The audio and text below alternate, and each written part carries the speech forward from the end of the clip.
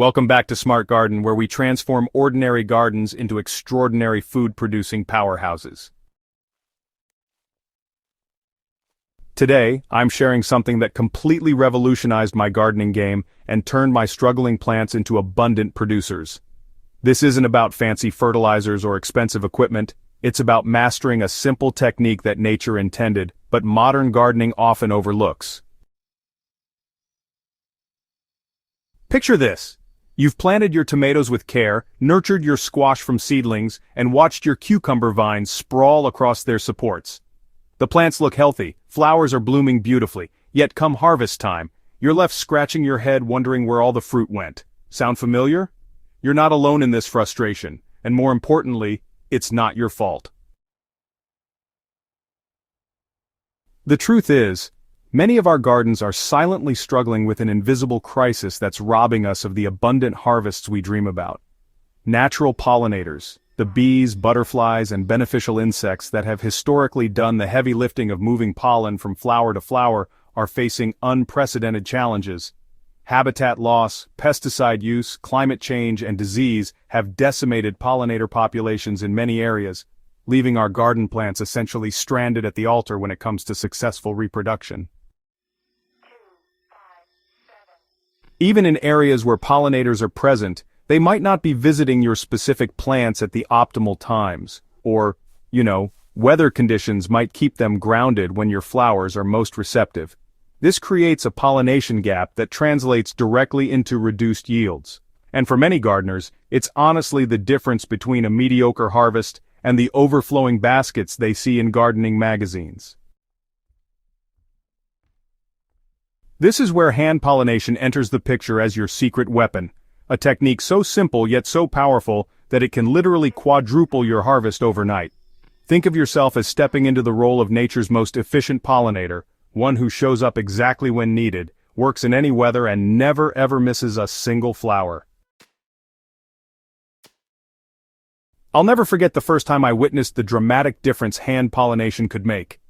I had two identical cucumber plants growing side by side in my raised beds. One I left entirely to natural pollination, while the other became my hand pollination experiment. After just 2 weeks of daily 5-minute pollination sessions, the difference was staggering. The hand-pollinated plant was setting fruit on nearly every flower, while its neighbor was producing maybe one cucumber for every 4 or 5 flowers that bloomed. The transformation isn't limited to just quantity, the quality improves dramatically too. Hand-pollinated fruits tend to develop more uniformly, with better shape and size consistency. This is because you're ensuring complete pollination rather than the hit-or-miss coverage that sometimes occurs in nature. When a flower receives thorough, even pollen distribution, the resulting fruit develops all sections properly, eliminating those oddly shaped tomatoes or partially filled bean pods that can be so disappointing. The beauty of hand pollination lies in its elegant simplicity. You don't need expensive tools or complicated techniques. In fact, some of the most effective pollination tools are probably sitting in your bathroom cabinet right now. Cotton swabs, small paintbrushes, or even a clean finger can serve as your pollination instruments, each with specific advantages depending on the plants you're working with. For plants with separate male and female flowers like squash, cucumbers, and melons, the process becomes an art of matchmaking. Male flowers, which typically appear first and in greater numbers, are your pollen donors. They're easily identified by their straight stems and the prominent stamen loaded with powdery pollen in the center. Female flowers, recognizable by the tiny fruit or swelling at their base, are your receivers. Early morning is your golden window. Between 6 and 10 a.m., when flowers are fresh, pollen is at peak viability, and female flowers are most receptive. The technique itself is refreshingly straightforward. Gently remove a male flower and peel back its petals to expose the pollen-laden stamen, creating a natural paintbrush. Then carefully dab this against the stigma in the center of female flowers, ensuring you make good contact and transfer visible pollen.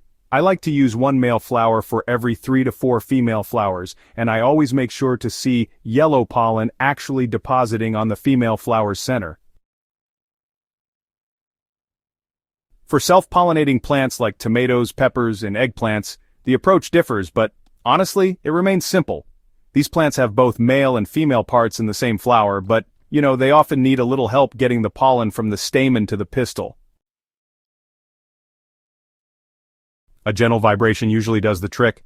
You can just tap the flower clusters with your finger, use a small brush to tickle the inside of each flower, or even employ an electric toothbrush held against the stem near the flower cluster to create the vibrations that would naturally occur from visiting bees.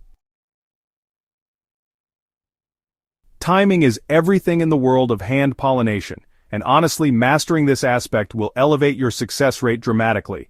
Different plants have their own optimal pollination windows, and understanding these rhythms will make you a more effective garden matchmaker.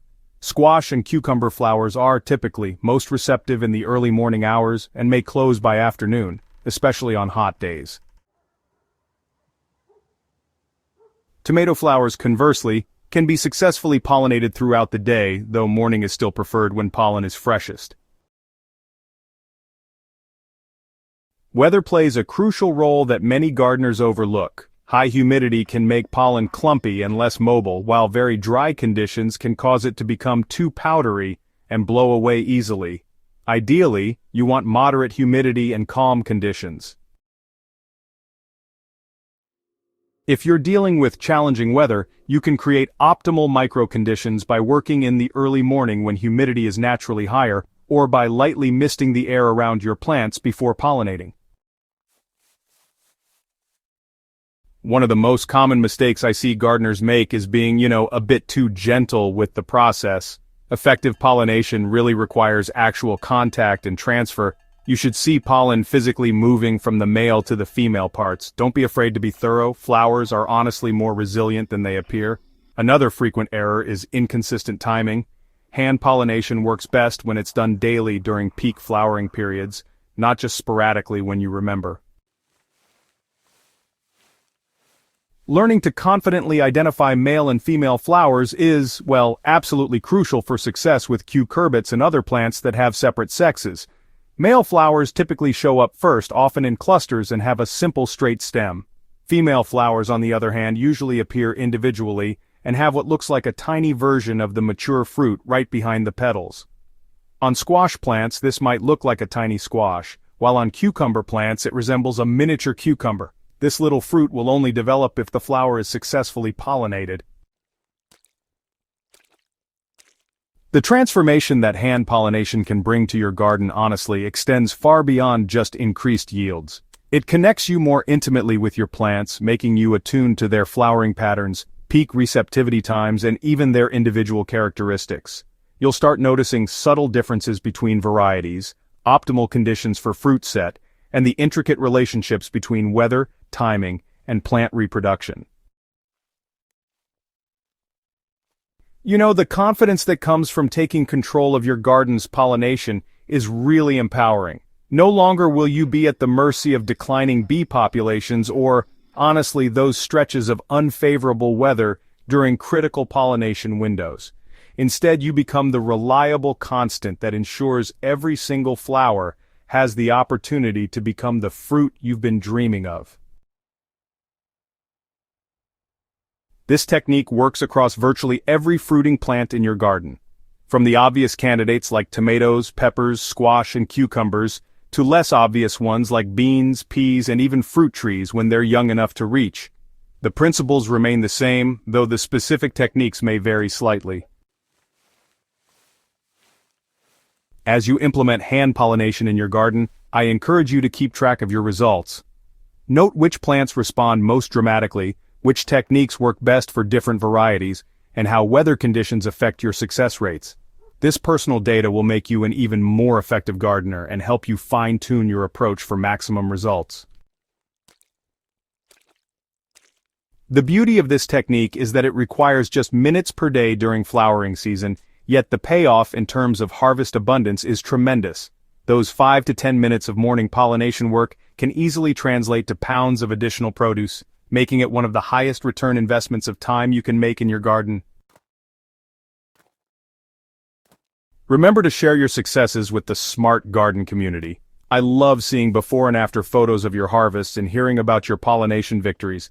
If this technique transforms your garden the way it has mine and thousands of other gardeners, make sure to subscribe to our channel for more game-changing garden secrets, and share this video with fellow gardeners who are ready to unlock their garden's true potential. Your abundant harvest is waiting. Now you have the superpower to claim it.